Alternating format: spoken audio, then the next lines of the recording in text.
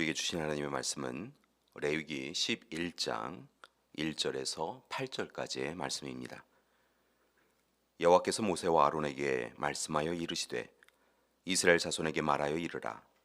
육지의 모든 짐승 중 너희가 먹을 만한 생물은 이러하니 모든 짐승 중 굽이 갈라져 쪽발이 되고 새김질하는 것은 너희가 먹되 새김질하는 것이나 굽이 갈라진 짐승 중에도 너희가 먹지 못할 것은 이러하니 낙타는 새김질은 하되 굽이 갈라지지 아니하였으므로 너희에게 부정하고 사반도 새김질은 하되 굽이 갈라지지 아니하였으므로 너희에게 부정하고 토끼도 새김질은 하되 굽이 갈라지지 아니하였으므로 너희에게 부정하고 돼지는 굽이 갈라져 쪽발이로되 새김질을 못하므로 너희에게 부정하니 너희는 이러한 고기를 먹지 말고 그 주검도 만지지 말라.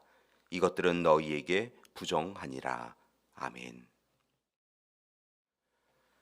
하나님은 오늘 모세와 아론을 부르셔서 특별한 규정을 이야기하십니다.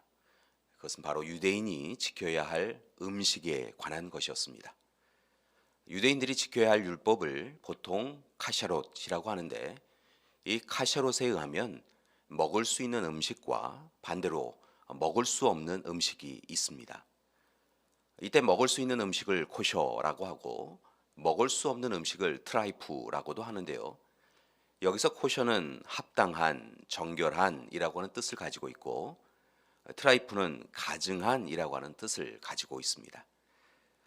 그런데 카셔롯은 단순히 음식의 종류만 구별해 놓은 것이 아니라 음식의 혼합이나 또는 먹는 순서에 관해서도 정확하게 규정해 놓은 것을 볼 수 있습니다.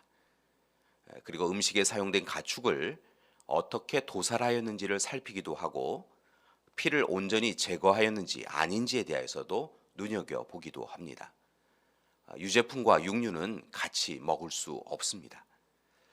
이와 같은 카샤롯, 코셔, 트라이프에 대한 규정은 지금도 유대인들에 의하여서 철저하게 지켜지고 있습니다.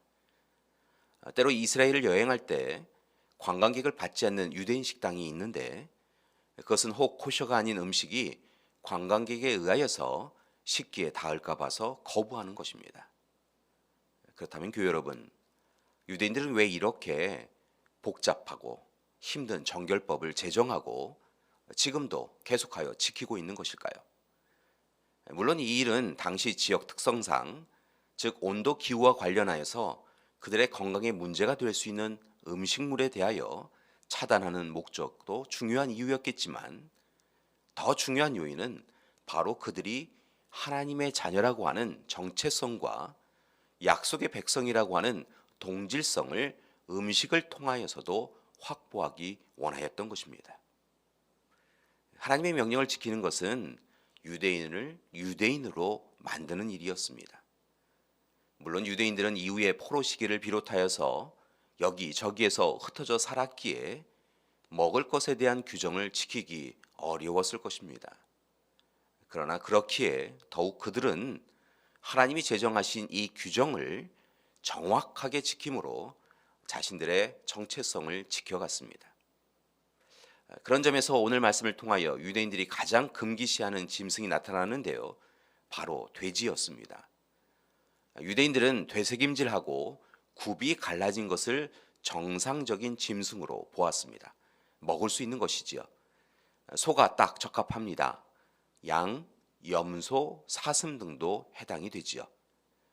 그에 반하여서 말, 당나귀, 낙타는 되새김질은 하지만 굽이 갈라져 있지 않기에 코셔가 아니었고 먹을 수 없었습니다.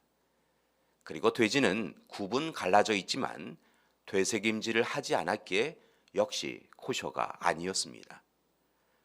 이러한 이유 외에도 돼지가 부정한 동물로 취급받는 이유가 있는데요. 아주 중요한 이유가 있었습니다. 그것은 돼지가 잡식 동물로서 사람의 먹을거리와 충돌되는 먹거리를 가지고 있었기 때문에 그렇습니다. 때로 부유한 이방인의 돼지를 먹이기 위하여 가난한 유대인이 먹거리로 인하여서 어려움을 당할 때가 있었습니다. 게다가 돼지는 농사를 지어주는 것도 아니고 가죽도 쓸만한 것이 아니었지요. 그래서 유대인들은 돼지를 부정한 동물로 규정하고 금기를 만들어 놓은 것입니다. 지금도 유대인들은 이 전통을 굉장히 중요시하고 지키고 있는 것이죠. 이처럼 하나님께서 정해주신 코셔, 음식 규정을 통하여서 이스라엘 백성들은 자신들의 정체성, 그리고 공동체성, 동질성 이런 것들을 지켜왔고 지켜가고 있는 것입니다. 그들은 지금도 새로운 음식이 나오면 종교자들이 모여서 그 음식이 합당한지 아닌지에 대하여서 정의하기 위하여 회의를 합니다.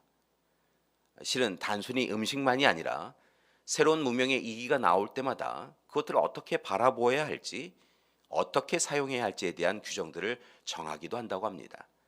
참으로 대단한 사람들이지요. 그런데 때로 그들의 규정이 그들 자신을 혼란스럽게 할 때가 있습니다. 그들의 정체성을 오히려 흔들어 놓을 때가 있는 것이지요. 즉 하나님께서 그들을 거룩하고 정결하게 하려고 주신 음식 규정을 자신들의 우월성을 강조하는 데 사용할 때가 있습니다. 그리고 타인을 정죄하고 차별하는 도구로 사용하기도 하는 것이지요. 이러한 모습은 본래 하나님이 주신 뜻이 또 아니고 또한 옳지 않은 적용입니다. 그렇게 사도행전 10장에서 주님은 베드로에게 하늘에서 내려온 보자기 환상을 통하여서 유대인들이 부정하게 여기는 것을 먹으라라고 명령하셨던 것이지요. 이것은 자신들의 기준으로 거룩하고 정결한 것을 구분하는 것이 얼마나 어리석고 위험한 일인지에 대하여 알려주신 것입니다. 베드로에게 하나님께서 깨끗하게 하신 것을 속되다, 부정하다, 말할 수 없다라고 이야기하신 것은 하나님의 질서가 유대인의 질서보다 앞서는 것임을 명백하게 알려주신 것입니다. 요즘 이 시대 무엇이 옳고 그른지 참 구분하기가 쉽지 않습니다. 정체성과 우월성이 묘하게 충돌할 때가 있습니다. 자신의 편의를 위하여서 타인의 권리를 묵살하는 경우도 비일비재한 것이 사실입니다. 그래서 때로는 하나님의 사람들이 하나님의 사람을 차별하는 것이 일상화되어 있습니다. 분명히 이 시대는 다시 하나님의 뜻을 제대로 살피고 찾아야 하는 때입니다. 그리고 지켜 행해야 할 때인 것이지요. 교회 여러분, 오늘 말씀에서 하나님께서 우리 유대인에게 가샤롯, 코셔의 율법을 주심을 보았습니다. 하나님께서 이처럼 정결법을 주신 것은 그들을 살리기 위한 것이지 타인을 처벌하려고 주신 것이 아님을 깨달아야 합니다. 그리고 더욱 힘써서 하나님의 사람이라고 하는 정체성을 살리되 또한 구분하고 차별하지 않는 삶을 살아야 할 것입니다. 혹 만약 우리에게도 하나님의 뜻을 가로막는 기준이 있다고 한다면 이제 과감히 내려놓으시고 하나님의 기준을 다시 온전히 찾아가시는 믿음의 가족들 되시기를 간절히 기도합니다. 그리고 이제부터는 우리의 기준보다 하나님의 기준으로 살아가시기 바랍니다. 그때 하나님께서 우리의 삶을 기뻐하시고 복을 더하여 주실 것입니다. 함께 기도하시겠습니다. 사랑의 하나님, 오늘 이 시간 유대인들에게 주셨던 음식 규정을 함께 살펴보았습니다. 하나님께서 유대인들에게 허락하셨던 귀한 규정들은 그들을 살리기 위함인 것을 보았습니다.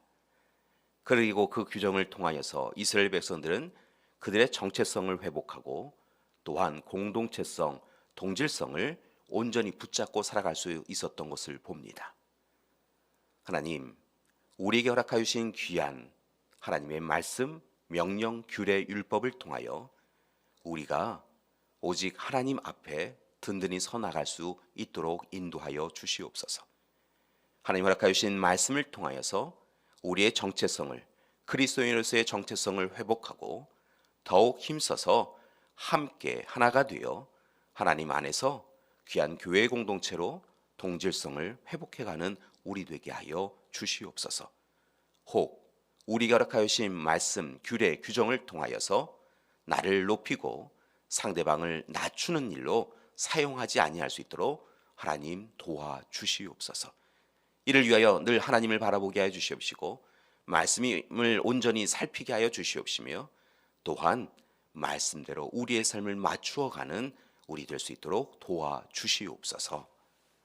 이제는 우리 주 예수 그리스도의 은혜와 하나님의 사랑하심과 성령님의 돌보시고 동행하며 이끄시는 귀한 역사가 오늘 이 시간 우리를 사랑하여 주신 귀한 약속의 말씀 규례와 계명을 통하여 더욱 힘써서 하나님의 사람으로 또한 함께 하는 공동체로서 동질성을 회복하며 살아가기로 작정하는 우리 믿음의 가족들 위해 지금부터 영원토록 함께 하시기를 간절히 축원하옵나이다. 아멘.